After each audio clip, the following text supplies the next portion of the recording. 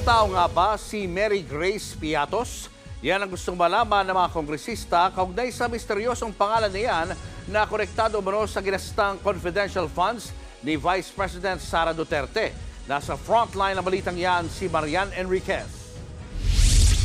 Walang balak tantanan ng mga kongresista ang paghahanap sa isa sa mga umunoy nakatanggap ng confidential funds ng opisina ni Vice President Sara Duterte na si Mary Grace Piatos. Bukod sa ₱1,000,000 pabuya sa makapagtuturo sa kanya, makikipag-ugnayan na rin daw ang House Committee on Good Government sa Philippine Statistics Authority o PSA.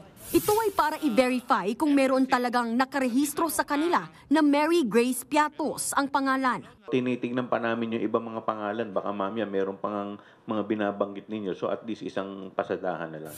Daan-daang resibo na ginamit pang liquidate ng OVP sa confidential funds noong 2022 at 2023 ang kinikwestiyon ng Kamara. Hinala nila, inimbento lang ang pangalang Mary Grace Piatos at iba pang nakapirma sa resibo. Kaya kukonsulta na rin daw ang Kamara sa handwriting expert para ipasuri ang mga dokumento. Yung stroke kung paano pinirmahan ito, ay isa lang.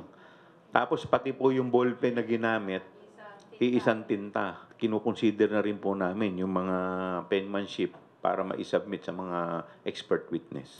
Ayon sa mga kongresista, mas madali sanang masasagot ang mga tanong nila kung dumadalo si VP Sara sa mga pagdinig. Sinabi na kamakailan ng bise na wala na siyang balak humarap muli sa Kamara. Pero umaasa pa rin daw ang mga mambabatas na magbabago ang isip niya. Kahit may sworn affidavit siya, she loses her chance na mas mabigyang linaw yung mga issue na ito. Kung kaya naman niyang ipagtanggol ang sarili niya, she should come.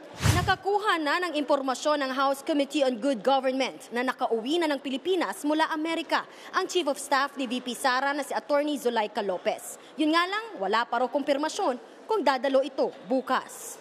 Nagbabalita mula sa Frontline, Marian Enriquez, News 5. Mga kapatid, Julius Babaw po. Iba na ang may alam at may pakialam sa panahon ngayon. Para sa frontline ng mga balita, mag-follow at mag-subscribe sa social media pages ng News 5.